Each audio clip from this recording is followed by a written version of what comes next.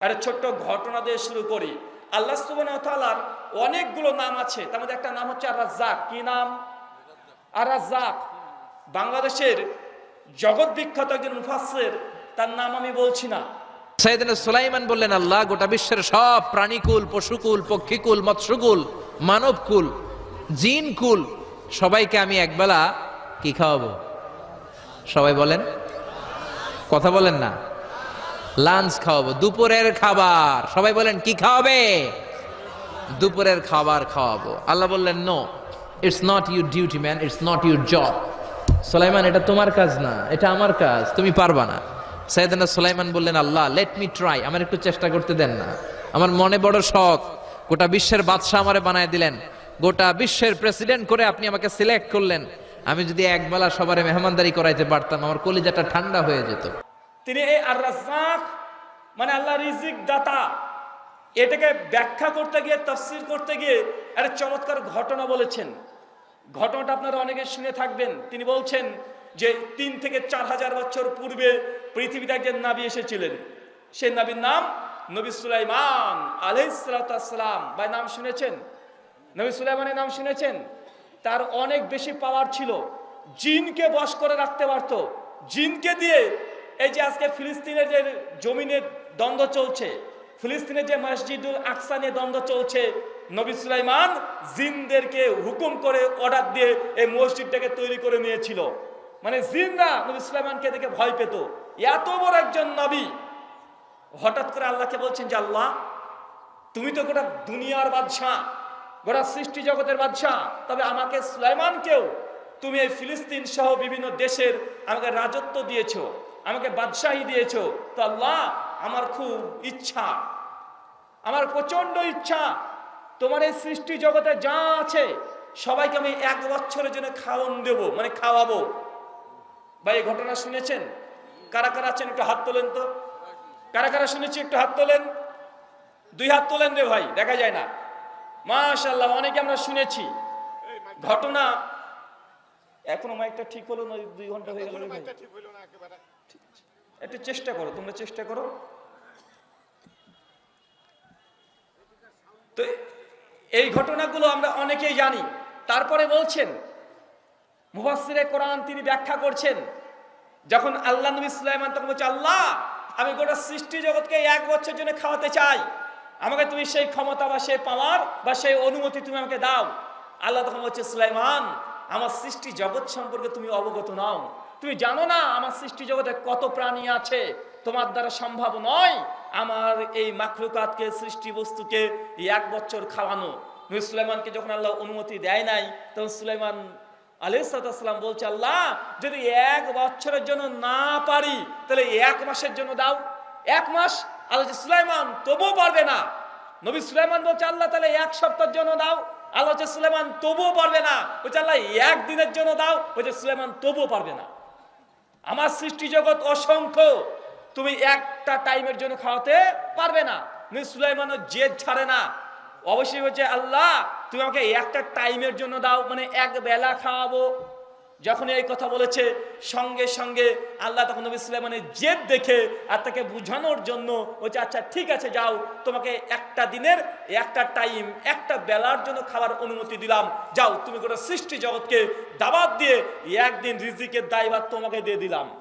যখন নবী সুলাইমানকে বলেছে, নবী সুলাইমান তো বাগ খুশি, অনেক খুশি, গোটা সৃষ্টি জগৎকে খাওয়াবে। সংসার জিনদের বাচ্চাকে ডাকছে, জিনদের বাচ্চা দ্রুত সামনে চলে আয়। আর জিনদের বাচ্চা সবাই সঙ্গপাঙ্গ নিয়ে চলে এসেছে, এসে বলছে আগামীকাল গোটা সৃষ্টি জগৎকে আমি খাওয়াবো, তোরা যা যা পাস আসমানে আর জমিনে আর জঙ্গলে সমস্ত প্রাণীকে ধরে ধরে নিয়ে আয়, সমুদ্রের মধ্যে চলে যা, যত মাছ আছে ধরে নিয়ে চলে আয়।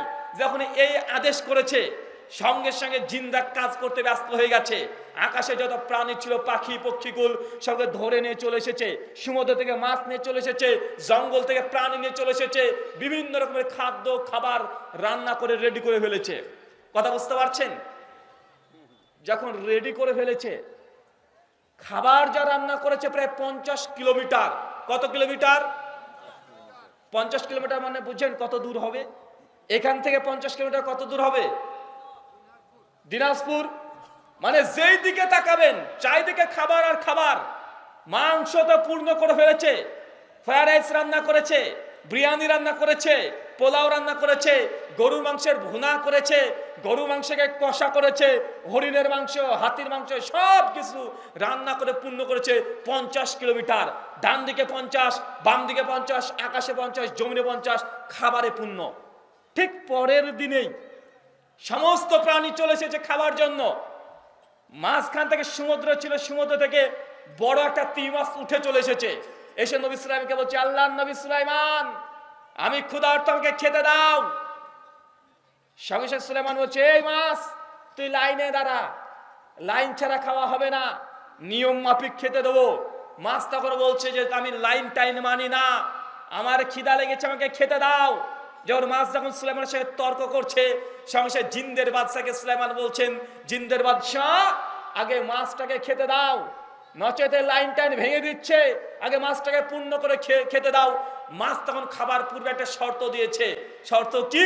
শর্ততে বলেছে, সুলাইমান, আল্লাহ আমাকে প্রতিদিন পূর্ণ করে খেতে দেয়, তাই আমি হাঁ করে থাকবো। যতক্ষণ আমার মুখ খোলা থাকবে ততক্ষণ খাবার দিতে থাকবে, যখন মুখটা বন্ধ করে ফেলবো তুমি বুঝে নিবে আমার পেট পূর্ণ হয়ে গেছে, আমার আর খাবার দরকার নেই। সুলাইমান বলছে, আচ্ছা ঠিক আছে, যা, তোর কথাই হলো। জিনদেরকে বলছে, জিন খেতে দাও। জিনটা করেছে কি, একটা প্লেটে করে মাছ আর কতটুকু খাবে, একটা প্লেটে করে কিছু মাংস দিয়েছে। মাংস দেওয়ার সঙ্গে সঙ্গে টুক করে গিলে খেয়ে নিয়েছে। হ্যাঁ এখনো আছে। বলছে, সুলাইমান আরো দাও। সঙ্গে সঙ্গে জিনদের বাদশা একটা মুরগি দিয়ে দিয়েছে, গোটা গোটা রোস্ট করে দিয়ে দিয়েছে। আবার টুক করে গিলে নিয়ে আবার হাঁ করে আছে, বলছে আরো দাও। এরপর একটা ছাগল দিয়ে দিয়েছে, আবার খেয়ে বলছে আরো দাও। একটা গরু দিয়ে দিয়েছে, খেয়ে দিয়ে বলছে আরো দাও। ভাই ঘটনা জানি কি জানি না? এবার বলেন তো কতজন শুনেছি? এবার হাত তোলেন। মাশাআল্লাহ, বাংলাদেশের মানুষ অনেক বেশি জ্ঞান রাখে এসব হাদিস সম্পর্কে, আমাদের চেয়ে বেশি আপনারাই জানেন। কেন আমরা বক্তার মুখ থেকে আমরা আলোচনা, ওয়াজ, আমরা কম বেশি গান না শুনলে ওয়াজ আমরা প্রতিদিনই শুনি। শুনি কি শুনি না? তাই শুনি। তো যখন এই কথা বলেছে, অবশেষে মাছের মুখ আর বন্ধ হয় না, খেয়ে চলে যায়। তখন নবী সুলাইমান রেগে গিয়ে বলছে, এই মাছ, তোর যত খাবার দরকার তুই খেয়ে নে, খাবার যা আছে সব তোকে দিয়ে দেন, তুই খেয়ে নে, খেয়ে দে, তাড়াতাড়ি তুই পানির মধ্যে যা। মাছ তখন করেছে কি, ঠিক আছে, একদম বড় একটা হাঁ করে এক লুকমাতে যা খাবার ছিল 50 কিলোমিটার টুক করে গিলে নে।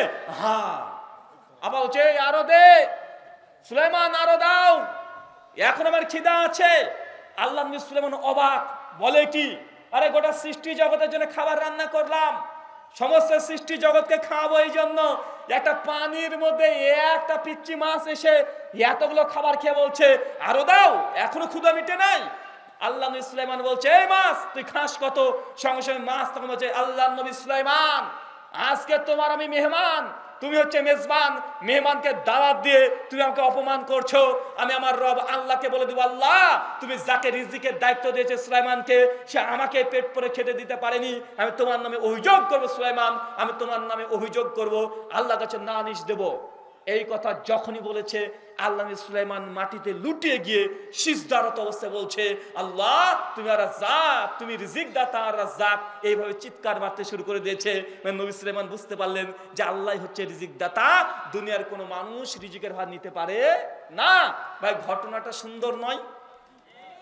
কিন্তু ঘটনাটা গোটাটাই মিথ্যা, একদম আগাগোড়া, প্রথম থেকে শেষ পর্যন্ত গোটাটাই জাল, একদম গোটাটা।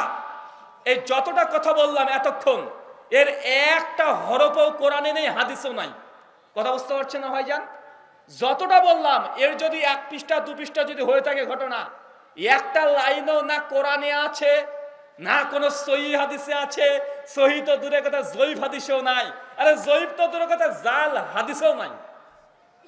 তাহলে কোরআনে আছে? কোরআনে বাদ দেন, কোরআনের তাফসিরে নাই, ইসলামের কোনো ইতিহাসে নাই।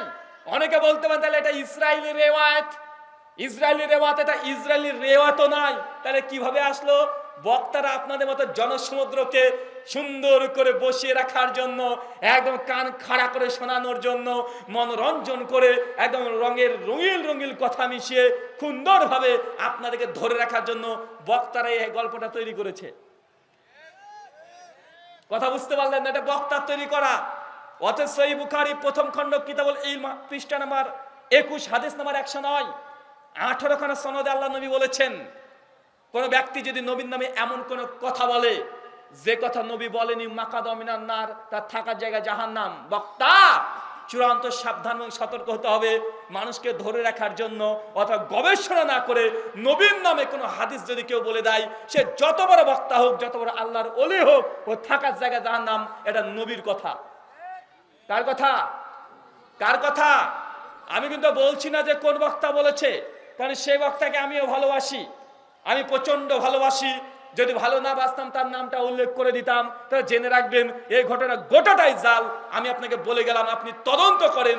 এলাকাতে অনেক আলেম ওলেমা পীর মাশায়েখ আছে, আপনি বলবেন যে অমুক হুজুর এসে বলেছে, এটা নাকি হাদিসই না, বক্তাদের তৈরি করা আরবি সাহিত্য থেকে উঠে নিয়ে এই ঘটনা বলেছে। কথাকে তিনি ঠিক বলেছেন। যদি বলে না এটা হাদিস, আমি এরপর যদি কোনো প্রোগ্রামে আসি, আপনাকে বললাম যা সাজা দেওয়ার ট্রাই দেবেন, তবে এই হাদিস জিন্দেগিতে দেখানো সম্ভব নয়। এটা হাদিস নয়, এটা নবীর নামে মিথ্যা কথা বলা হচ্ছে।